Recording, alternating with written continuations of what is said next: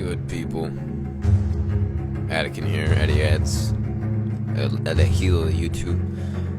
I want to talk today about a historical figure that has had a profound effect on my understanding of the world.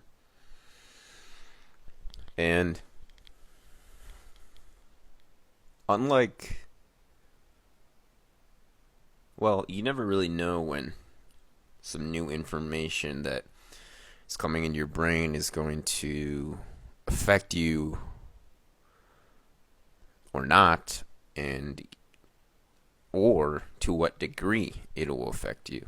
Whether that's a book, a magazine, an article, a movie, a documentary, whatever it may be. But I'm talking today about a man called Klaus Barbie. He was a Nazi officer in the SD. The SD was the intelligence agency of one of the two main intelligence agencies of Nazi Germany during World War II and during Nazi Germany's rule over Germany. The other was the Abwehr, which was eventually, I believe, absolved or kind of co-opted by the SD because Hitler did not trust the head of the Abwehr, and for good reason, as he was a ideological defector from Nazism, and he was actually a very good man. Very unlike the head of the SD, Reinhard Heydrich, who was one of the most infamous Nazis of all time. The man with the Iron Heart, as Hitler called him. Many regard him as the darkest figure of the Nazi elite, even though he wasn't the oldest and he wasn't the most senior. But I'm talking today about Klaus Barbie. We can talk about Heydrich another time. He was, for, I believe, the most of the war, after the fall of France, he was the head of the SD in the town of Lyon, France. And as people who have an understanding of intelligence agencies may know, is that they torture people for information, right?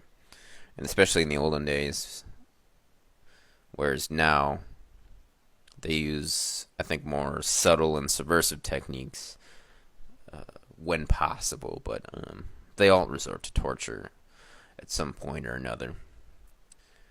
And this man was especially cruel. He would partake in the tortures and interrogations himself, personally.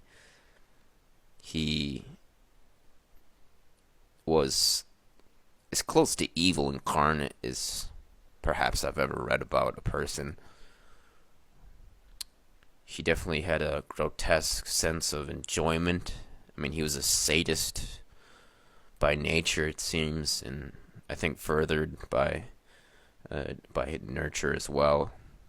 His enjoyment of torturing people, and it wasn't just men that he would torture. He would sexually torture men, women, and children, and eventually he earned the well-deserved nickname of the Butcher of Lyon.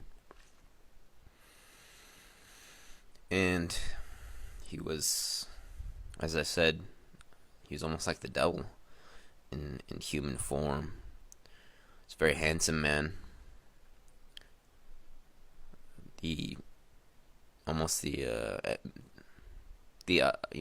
Hitler's ideal Nazi, it seems.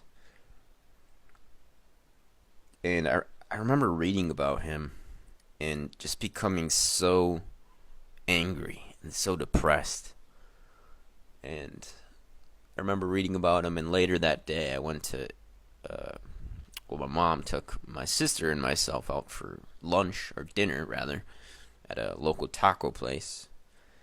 And I didn't really say anything the whole meal. I just couldn't stop thinking about this man.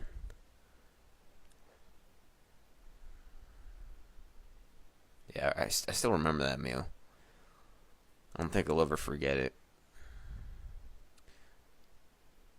And I think the reason that it affected me so much is the fact that not only did he get away with his crimes, but he almost got rewarded for them. And I say this because our government, the United States government, protected him after the war. You may ask why, and that's a great question. The reason is because, well, he was, of course, an expert in the dark arts of intelligence, right? And being a fascist, he was, by nature, a staunch anti-communist. And if you know anything about the U.S. government, the U.S. government has an intense fear of communism. You can see this in their placing despotic right-wing dictators throughout Central and South America over the 20th century to overthrow communist governments, right? Because of this domino theory. If you know about that, that was one of the motivations for going to war in Vietnam. Was this domino theory idea that once one country becomes communistic, the next one neighboring country will, and so on. Now, I'm not here to debate the validity of the domino theory, but the fact that our government protected him because he fought communism, I mean, to me just shows the amorality of power and how they saw him as a tool to be used, regardless of what he did in the past. And he also helped, as far as I know, I think it was Pinochet and other South American intelligence agencies to fight communism. And I think he helped in Bolivia as well. I'll fact check that later, but the point is, he was protected by the U.S. and rewarded for his skill and his ability to use the dark arts to fight, whatever ideology he was paid to. And, I mean, he didn't really have a choice. He was either work for the U.S. government or die, right? Or be executed. But, I mean, it just made me think about the concept of karma. And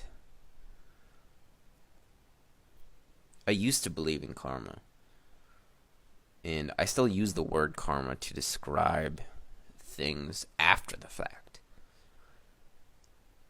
I might say, well, Buddhists would call that karma. But just because I say that doesn't mean I believe that whatever instance I'm referring to is actually karma, or that I actually believe in karma. Because I think because of Klaus Barbie, I no longer believe in karma.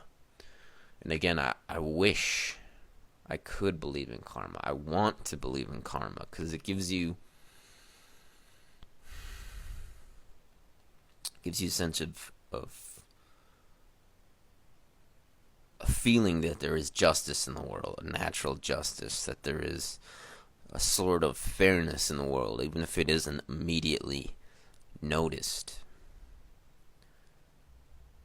Now, he was eventually extradited to France, but by then he was an old man, and he was never remorseful, never repentant for what he did, and he ended up only spending about 4 years in jail before dying of some sort of health complication.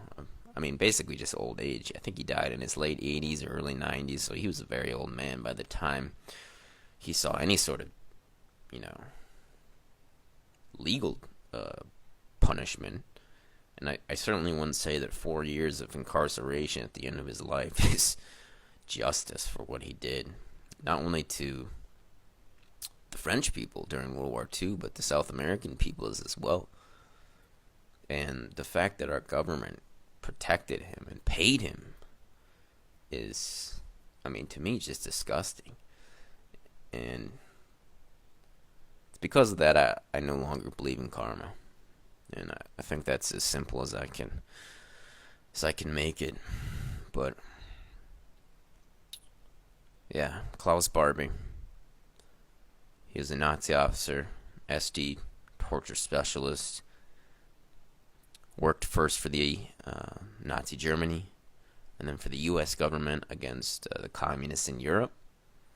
And then he worked for South American governments as well. Just goes to show, I think, that as long as you're useful to someone out there, and someone out there powerful entities, it really doesn't matter what kind of ethics or morals one may have. As long as you're still useful to these people, they don't really care.